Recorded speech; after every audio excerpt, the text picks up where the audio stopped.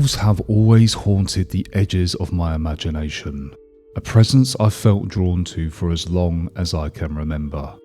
You know, those images that seem to revisit you time and time again? For me, it's always been the wolf. Sometimes it appeared in stories. Other times it was when I visited London Zoo as a child and stood in front of a majestic white wolf. I've seen it in art, in films, and particularly in Game of Thrones, with its ancient, primal, dire wolves. But more often it came to me in dreams. This painting began a few years ago, though in many ways it started much earlier, almost as an echo, a mood, an atmosphere that I couldn't shake. In this video, I want to take you through that creative journey. I'll share the pencil sketch beneath the layers of watercolour and gouache, and I will explain how I built up the piece. I'll also take you in for some close-up shots of the final details. Finally, you'll see the completed painting, framed and ready. If it speaks to you, the original and prints are available on my website. So, let's start here with the sketch. You won't see the original thumbnails in this video, they were quick, instinctive ideas captured at the time, but this underdrawing is where things began to take real shape.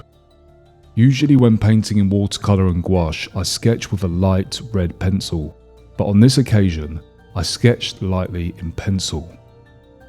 The wolf's posture and expression was everything. He's not looking at you, not engaging the viewer head on. Instead, he's fixed on something distant in the forest, something just out of frame. That decision was deliberate and what I based my choice of reference photo on.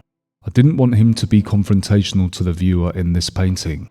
I wanted him to feel connected to a magical or mysterious world just beyond us, as if we are just witnessing a pause in his journey. The reference I used was of a white wolf photographed in profile in the woodlands. From what I can remember, the full moon wasn't in the original reference, and I think it is something I added behind the trees for storytelling effect. I also recall changing the colour palette and intensifying the colours, with the intention of creating more of a magical or mysterious feel to the painting. I spent time studying the angles of the snout, the fur direction, the eyes, all of that had to be accurate. But at times I imagined this wolf to be a larger, more powerful and ancient dire wolf, perhaps not quite fully grown yet, but a lone alpha looking for his pack and finding new companions on the path. I also decided to invest some other creatures into the scene. The red squirrel you'll see later, and the baby owl perched just above the wolf. Those were purely from imagination. I wanted to tell a quiet forest story. A strange, subtle moment of connection between three creatures who don't usually share space. Like a fable, but without any words. The painting was done using both watercolour and white gouache, and I love the combination. I used my travel palette, which I took with me when painting on plein air whilst travelling around the world. The watercolour gives you transparency, lightness and softness. It lets the white of the paper breathe through, and you can paint in light washes, which is what I did initially with this painting. Building up the colours of the background, and then building up the values and layers on the dire wolf. But with the watercolour mixed with the white gouache, that's where I can go in heavier. It lets me paint light back on top, and I mixed it with each of my watercolour mixes to make them more opaque. That's especially important when painting fur. You're not just putting down shadows, you're building back light. I worked mostly with a cool, limited palette. Soft greys with hints of violet and pink, muted blue, warm beige in the underlayers, and tiny punches of orange and rust in the background foliage, and hints of desaturated greens in the foreground. It needed to feel like winter approaching, a sort of late autumn silence where colour is retreating from the forest, and yet life is still present, watching.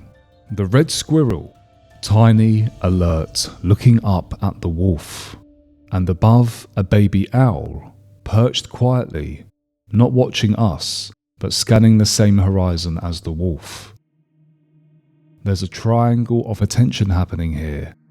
They're all aware of something just outside the scene, and maybe so are we. I mentioned dreams earlier. There's one dream that's never really left me. I was alone in a snow-covered forest. Everything was silent, my breath visible in the cold air. And then I saw them. A large grey mother wolf lying on the forest floor, nursing her cubs. I slowly approached, locking eyes with her, not in challenge, but in quiet respect. I let her know, not through words, but presence, that I meant no harm. She didn't growl, she didn't bare her teeth. She just looked at me, calm, steady. There was no fear in her, no tension, just a kind of understanding. And then she turned back to her cubs. But that look she gave me, it stayed. It felt like she was saying, I see you and I trust you. In that moment, I wasn't an outsider. I was part of the family. Somehow, despite being human, I felt accepted into the pack. And that feeling, that deep primal sense of belonging, is what I woke up with. It stayed with me for years. And maybe this painting is my way of honouring that moment.